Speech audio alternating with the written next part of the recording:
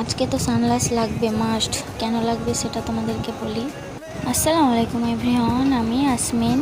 কয়েকদিন থেকে আমার চোখে অনেক সমস্যা দেখা দিয়েছে, সেই জন্য আমি চলে গেছিলাম ডক্টরের কাছে। ডক্টর ভালোভাবে ট্রিটমেন্ট করার পর আমাকে জিজ্ঞেস করছিল যে কি হয়েছে, কতদিন হলো এরকম হয়ে আছে।